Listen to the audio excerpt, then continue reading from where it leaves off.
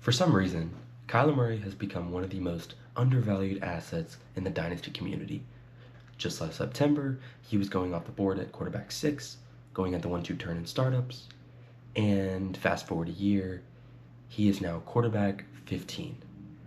This comes as a surprise to me considering how much we have now come to value the economy code running type quarterback and just how much of an advantage they can create for our team and how they can separate themselves from the pack.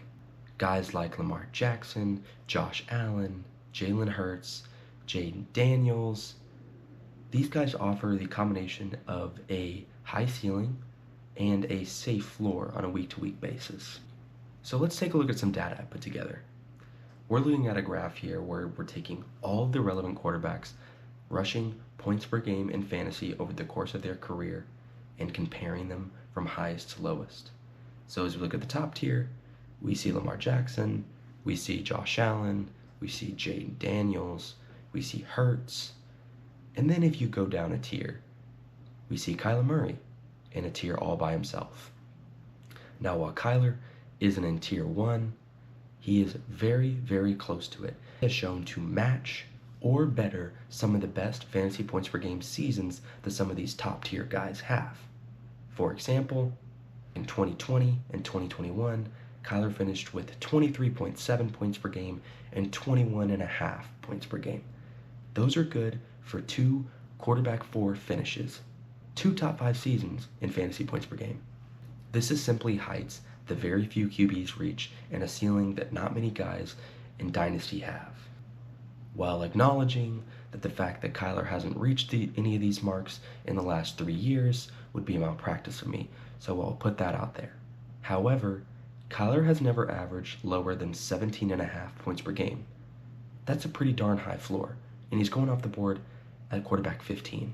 What I also think goes overlooked is the stability of Kyler's long-term situation.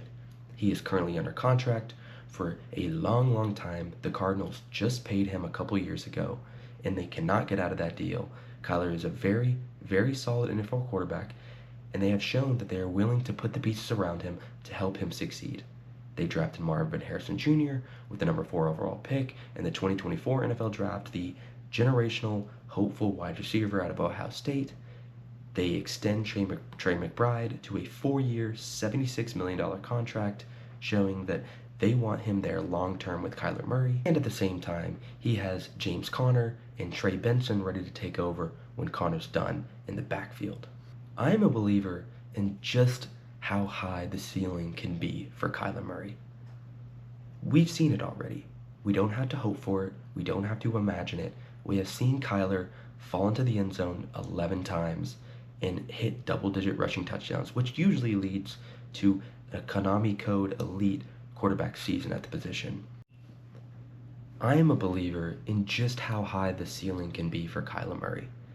If we see an uptick in passing efficiency from him, if we see his rushing touchdowns come back and he hits double-digit rushing touchdowns, we can see that 20, 21, 22 points per game season that we've been hoping for from Kyler the last couple of years. If Marvin Harrison Jr. takes a step forward, if James Conner has another great year, that also helps him. And we also know Trey McBride is there and he's going to do his thing. I am super bullish on Kyler. I think it is extremely wise and smart to try and down tier to Kyler from some other players who are ranked ahead of him, such as Bo Nix, who has possibly maybe already hit his value ceiling. We saw a great year from Bo last year, but we also don't know how, year 2 quarterbacks coming off of a season where they overachieved can go. Maybe moving off of Jordan Love, who hasn't shown the elite rushing upside that Kyler has, and is kind of in an offense that seems to be run-centric. You like the Green Bay head coach, you like Matthew Golden coming in, but he doesn't quite have the same ceiling as Kyler. And another one, which pains me to do as a Texans fan, but CJ Stroud, who has shown his really only path to elite production is if he has one of these Joe Burrow-esque, Tom Brady, Peyton Manning seasons where he throws for 4,500 yards, 35 to 40 touchdowns, and is able to move into that top 5, top 3 points per game mark in terms of players at the quarterback position. Also, moving away from guys like Baker or T-Law or Penix is super wise. Guys who are around the same range, who are around the same age or even older, and also another guy in Penix who has only played 3 games. We don't exactly know what he is. We're hopeful he's attached to a good offense with Drake London in it, with Bijan Robinson, but we just don't know. You want these Konami code rushing upside quarterbacks in fantasy, these guys that give you an advantage over your opponent on a week-to-week basis. And Kyler Murray's one of them, and he's priced at quarterback 15. Like I said, we don't have to dream on the upside like we do with maybe a Drake May, who has the same kind of hopeful rushing upside. We've seen it with Kyler. He's done it before. He can do it again. So let's get into our first tight end today and talk about George Kittle. The model of consistency tight end for the 49ers, George Kittle. He's an incredible, man. He has never finished outside the top 5 tight ends any year in his career, with the exception of his rookie season and the year where he missed 8 games due to injury. Kelsey and Kittle seem to be in a tier of their own, and their greatness should absolutely be celebrated. Now, with all this being said, Kittle is my personal tight end 3, and it seems to be consensus ranking on Keep Trade Cuts, ranking as tight end 6. So let me explain my reasoning a little bit, and I want to say just pretty quickly, Brock Bowers and Trey McBride are in tiers by themselves. They are exceptional, they are young, they are stud alpha target tight ends in their own offense. And that is kind of what I'm going to talk about here, and the reason George Kittle is my tight end 3, and I have him above some of these younger guys like Sam Laporta, TJ Hawkinson, Colston Loveland, and Tyler Warren, is simply because Kittle is the number 1 receiving option in his own offense. Also, there seems to be only 2 to 3 players at the tight end position that actually matter each year, and Kittle seems to throw himself in that category just about every single season with elite production. Now, I want to put some respect on some of these young guys' names. I understand Colston Loveland was just taken with a top 10 pick, Tyler Warren was taken with a top 15 pick, and of course we know TJ Hawkinson is great, and Sam Laporta had an incredible rookie year.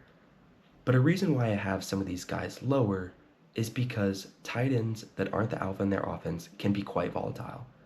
We just saw this with Sam Laporta a year ago, who peaked as the tight end 1, and then in his second season comes out and slumps a little bit. He is a little banged up. Jameson Williams takes a big step in year 3. Amon-Ra St. Brown is, of course, the alpha target getter. And then you have Jahmyr Gibbs, who had an uptick in volume. And then you look up and Sam Laporta finishes outside of the top 7 tight ends in fantasy. Not great. He doesn't have the same value that it did a year ago, and it can be quite volatile. A little bit still hurt by Kyle Pitts, who had a great rookie year, and we were thrusting up into the top 2 rounds in Dynasty, which is crazy to think about now, but I'm a little scarred from that and scared to take some of these younger guys over a guy like George Kittle if I'm trying to score points. Now let me put it out there. If you're not trying to score a lot of points this year, and you can, go to a guy like Colston Loveland and Tyler Warren and build around them, then I fully recommend it. There's a little bit of risk there, but I think that these guys have enough upside to where they could possibly eventually be the number 1 target earners in their offense, but they're not there yet.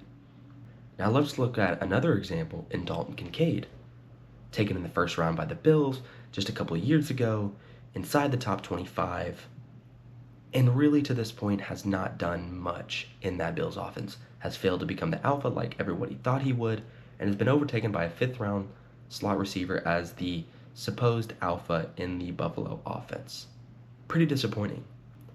As much as I like Khalil Shakir, I think it's fair to say that we had all hoped by now that Dalton Kincaid would become the alpha target earner in that offense and be thriving in fantasy at this time. So, to get back into Kittle, he just received a 4-year, $76 million extension by the 49ers. I understand he's 31 years old, but the tight end position is a little different than wide receiver, than running back. Some of these guys can play a little longer. We've seen Travis Kelce be productive until about 34, 35. I think he's going into his 36-year-old season this year. They have shown to put up really nice fantasy points late into their careers. Debo is now out the door. Brandon Ayuk is coming off torn ACL. We don't know what Ricky Pearsall is, and Juwan Jennings was just a fifth year breakout a year ago. I think a lot of the leftover targets from Debo are going to be thrown Kittle's way, and Kittle's going to have a massive, possibly tight end 1 fantasy points per game season this upcoming year. If I want guaranteed points, I'm going with Kittle over a lot of these guys like Laporta, Hawkinson, Loveland, and Tyler Warren. Now, I think actually going out and acquiring Kittle is much easier than some of the top scoring fantasy players at each position in Dynasty. If you want to move off of a Loveland, if you want to move off of a Warren, and if you want to go to a Kittle, I think a lot of people look at the age and they get scared off immediately, and they might even add a plus on top of Kittle to get to some of these younger players. So if you're trying to score points in 2025, please do yourself a favor and go out and acquire George Kittle. He's very undervalued for what he does every single year. He just got a contract extension. There's less pieces and less faces to throw the ball to in San Francisco, and Kittle's going to be a top 2, 3, 4, maybe even the tight end 1 in redraft this year, and can put up fantasy points for your dynasty team for the next 3-4 years. Ladies and gentlemen, the hate for Dak Prescott has gone way too far. When I first looked at where Dak was ranked on Keep Trade Cut, I was shocked out of my mind. I mean, he's in the 20s in terms of quarterbacks at the position. The case to build for Dak, at least for me, is actually quite easy. This is a team who throws a ton, top 6 in pass attempts the last couple of years. He's attached to CeeDee Lamb. The Cowboys just acquired George Pickens a couple of months ago, coming over from Pittsburgh. And the Cowboys have absolutely no way to run the football at all. They signed Miles Sanders, Javonte Williams, 2 running backs who are far past from what we thought they were a couple of years ago. And they go out and draft Jaden Blue in the 5th round. The Cowboys are not going to be able to run the ball effectively, and Dak is going to have to put the offense on his back just like he has every single season since he hasn't had prime Ezekiel Elliott on the team. Also, another contributing factor is the Cowboys defense just isn't good at all. Dallas ranked 31st in points allowed, 28th in yards allowed, and 29th in yards per play. This Cowboys defense could not stop anybody last year, and this bodes well for Dak's fantasy numbers if they are caught in a lot of shootouts this year. Also, they play in a really good division.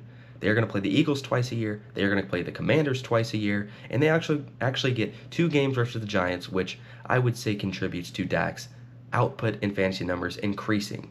6 games versus teams that could possibly be shootouts, or a team where Dak could feast on throughout the entire year. It's really difficult for me to wrap my head around the guy that he is actually sitting right next to in the rankings, Jackson Dart. Now, I like Jackson Dart coming into New York. He's attached to Malik Neighbors. I like Brian Dable. He was taken in the 1st round by them this year, but we don't know what he is. He wasn't a great prospect coming out of Ole Miss. I know we're not good at scouting quarterbacks. However, the fact that he's ranked right 1 spot behind Dak Prescott, I think is wild. Some of the guys ranked ahead of him, like Jared Goff, who, yes, we have loved what he's done the last 2 seasons in fantasy, but Ben Johnson is gone. We don't exactly know what the offense is going to look like without him. Another guy, Michael Penix, who we've seen 3 games from. I'm not convinced. I don't know exactly what kind of quarterback Michael Penix is going to be. It's such a small sample size, and I'm not willing to take a guy who we've seen a very small sample size from and take him over a guy like Dak Prescott, who is shown to produce year in and year out when he's on the field. One is Bryce Young. Yes, the past number 1 overall pick that the Panthers traded up for a couple years ago was benched last year.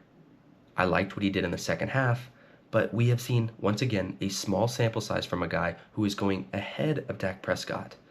That's crazy to me, and that is something I am not willing to do. And if I can down tier to Dak with some of these guys and get just a small piece on top, I'm doing it every single day of the week. Now let's talk fantasy output. Dak Prescott, just 2 years ago, was the fantasy quarterback 3. Him and CeeDee Lamb exploded, and they both produced heavily down the stretch, winning a lot of fantasy managers' leagues. He has averaged 20 plus points per game on 3 separate occasions. Jared Goff, Michael Penix, Jackson Dart, and Bryce Young have done this 0 times, okay? And also guys like Baker Mayfield and Trevor Lawrence, The group that I think he should be bundled in with have done that one time, all of them combined. Dak Prescott is an undervalued asset. We look at age far too much. And at the quarterback position, I'm willing to look past age. We see quarterbacks all the time play into their mid, late, even early 40s in terms of producing at a high level. I mean, Aaron Rodgers is 40 plus years old right now. He is not the shiniest asset in the world, but he is still a fantasy producer, and it shows just how far quarterbacks can push it. Like I said a little bit earlier, Dak belongs in the Baker Mayfield, Trevor Lawrence, and Cam Ward range, and you can't convince me otherwise. If I'm trying to accumulate value on my dynasty team, I have no problem going from a guy like Justin Herbert, CJ Stroud, Jordan Love, and Bo Nix, and getting a significant plus on top at the running back position, the wide receiver position, or even future draft capital. I think it is a smart way to move my assets to down the road and where I can push in for something late in the season to help me win my league. Now do yourself a favor and put some feelers out there. It can't hurt.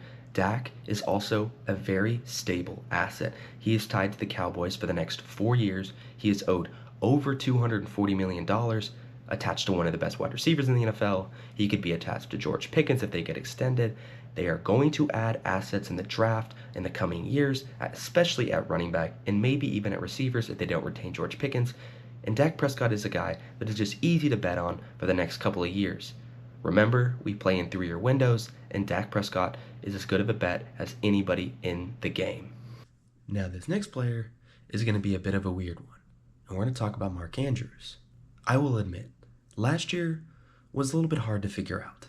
We saw Mark Andrews' production swing back and forth from week to week, and we didn't see as consistent fantasy point production that we usually do from the Ravens tight end.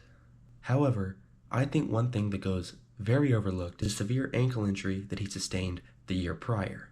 In week 11 of 2023, Andrews cracked his fibula and tore some ligaments in his ankle that caused him to miss the entire rest of the season. Now, the reason I think this is relevant is because this has been an injury that has been sustained by some other pretty big fantasy producers in the past, and let me explain. Now, the example that I think about the most is Tony Pollard back in 2022 when he sustained this injury in the playoffs. He missed the entire rest of the Cowboys playoff run. It bled into training camp. The Cowboys ended up franchise tagging him instead of extending him, and he wasn't the same Tony Pollard until about week 12-13. He actually came out and said that he didn't have most of his strength back, his explosiveness, his speed, his agility, until about that later half of the year where he finally said he felt like himself again. Another good example is Tank Dell back in 2023 when he was having his breakout rookie season, and then unfortunately it was ended by an offensive lineman landing on his ankle and sustaining the same exact injury.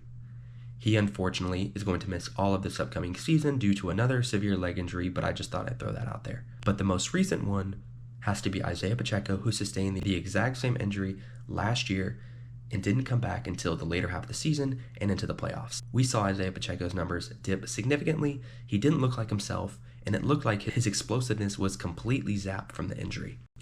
Time will tell this upcoming season if we'll see the exact same Isaiah Pacheco that we have seen his first 2 seasons, and we'll see if this is an injury that we may have to look out for in the future in terms of players we want to avoid. The reason I want to bring this up in the first place is because I think the Ravens recognized how significant the injury was in general.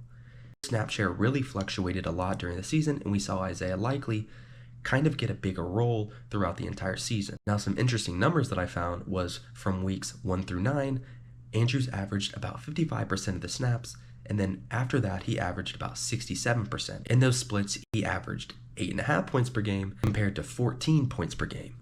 That's a big difference. Of course, people are going to remember him dropping the touchdown pass against the Bills in the playoffs. We all have a bad taste in our mouth because of that, but I think that we need to ignore that when it comes to fantasy football. Yes, I realize the Ravens offense is very run-centric. Derrick Henry dominated again, Lamar Jackson is incredible, and Zay Flowers seems to be the number one in the offense. However, I think this offense is very consolidated, and it pretty much the ball only goes to Zay Flowers, it goes to Mark Andrews, and occasionally Isaiah Likely and Rashad Bateman. Cool thing about Mark Andrews, though, is a lot of people seem to have forgotten about him in a rather shallow tight end landscape, which is really nice when it comes to the price. He is currently the tight end 13 on Keep Trade Cut, and he hovers around my tight end 10. He is behind some really gross players at the position, such as Dalton Kincaid, who averaged an entire 4 points per game less than Mark Andrews last year, who had a disappointing season, and Kyle Pitts. That's all I'll say about him. If you need a tight end in Dynasty, I think Mark Andrews is the perfect combination of cheap tight end production and players who are going to put up pretty big points in 2025. His numbers may fluctuate on a week-to-week basis, but I think is consistent enough at his price where he's going to fill in a pretty big hole on your roster. Plus, another good thing is he will be a full year plus removed from his injury, and we'll see if we can find the old Mark Andrews that we have had the last 3, 4, 5 years in Baltimore. If he runs hot on touchdowns this year, don't be surprised if Mark Andrews is once again a top 4 to 5 tight end in fantasy and is a difference maker at the position. Let your league mates be idiots, harp on the fact that he dropped the touchdown against the Bills, and Isaiah Likely is there, which I don't think is going to take such a significant role away from him considering they play slightly different positions. They throw out Isaiah Likely wide, and they sometimes put him in the slot. He doesn't usually line up in line like Mark Andrews does. So I think it's a really good time to go out and trade for Mark Andrews now before his price gets even higher and people start realizing that, oh yeah, Mark Andrews does score points. He goes super cheap right now. You can probably trade plain seconds away. You can trade off tight ends like Dalton Kincaid and Kyle Pitts and get to Mark Andrews and maybe get a little plus on top like a third. These are all great options, and I think you should absolutely be pivoting in these types of situations to get to Mark Andrews to score points in 2025. All right, Justin Fields stands, it's time to stand back up because he just got a 2-year, $40 million deal from the Jets with $30 million guaranteed, and it looks like a clear runway to be the Jets starter the entire year without any competition. After a disappointing 2024, where he was benched for Russell Wilson after starting the year 4-2 for Pittsburgh, it looks like we're back in with Justin Fields at least just one more year. This is extremely exciting because I got a little nervous around the NFL draft that the Jets might take someone like Shedeur Sanders or Jackson Dart to be the backup plan if the Fields experiment fails. Now let's rewind a little bit back to the chart that I showed you with Kyler Murray. And if we look in the top tier, we find a name that kind of stands out. Justin Fields is in the same range as Jaden Daniels, Lamar Jackson, Josh Allen, and Jalen Hurts. The rushing upside is there. It's clear that Justin Fields has a clear runway to be a top quarterback in fantasy this year, and I don't think a lot of people realize just how important he can be in this upcoming season. I think it's really important to acknowledge that the Jets are the Jets. We get it. The Zach Wilson experiment was a disaster. That entire regime was a disaster, but they cleaned house this offseason. Joe Douglas is gone. The head coach is gone. They bring in Aaron Glenn and a whole new staff, and things look to be going up. They once again invested in the trenches, drafting Armand Membu at number 7 after last year taking Olu Fashanu with another top 10 pick. This is the best offensive line he'll ever have in his entire career. This is the first time in his career that he's actually going to be protected. He gets to throw to his college teammate and get to be in a backfield next to Breece Hall. Last time we saw Fields be a full-time starter, we saw some great things. He averaged 19.7 points per game and 17.7 points per game. Those are pretty good numbers. But what's most attractive about Justin Fields is his ceiling on a week-to-week basis. We saw just last year, Justin Fields throw up a 30 bomb in week 4 against the Colts. He has had a 43-point game and another 40-point game throughout his career, along with a bunch of other 30-point games. The ceiling is incredibly high with Justin Fields. We all know what he can do with his legs. Yes, the arm is questionable. What we have to remember is we don't care about real-life production from NFL quarterbacks. We care about fantasy. What Justin Fields can do with his legs is incredibly important to what we're trying to do in 2025. And especially with dynasty managers, if you can get 1 year out of Justin Fields and him have a top 5 finish, like he's already had throughout his entire career, or even just finish top 12, that is something incredibly valuable. I am very open to moving from players like Bryce Young and Geno Smith, and even a guy like Michael Penix Jr., who we really don't know what we have from him, moving to a guy like Justin Fields, who we know is going to put up big-time fantasy points. That may seem crazy to most, but if I'm trying to win a dynasty championship in 2025, my bet is on Justin Fields over a lot of the field. Attaching a piece or two to some of the players going behind, like Geno Smith, shouldn't be hard, and even tearing down from Bryce Young I don't think should be too difficult either. Some managers might be scared off by Justin Fields and kind of what's happened to him in the past, especially last year in Pittsburgh and in Chicago, but I'm not. I'm willing to bet on Justin Fields for at least 1 year, and if we get 2 out of him, then even better. Now, I wouldn't go out and just give regular firsts for Justin Fields. I wouldn't go bidding against myself. I would wait until about beginning, maybe middle of the season, when I see what I want to see from Justin Fields and see that he is producing at an incredibly high level, and then pull the trigger right away. Yes, I understand that you can only get maybe 1 year out of Justin Fields, but that 1 year could win you a lot of money if you play it the right way. Go out and get yourself Justin Fields this year. Thank you guys so much for coming out again. I'm super excited to bring you the next video, but tell me below, are you buying some of these guys again? Are you selling some of them? Are you holding them? Do you like them? Do you love them for this upcoming season? I had a ton of fun with you guys in this video, and I'm looking forward to bringing you more. See you later, guys.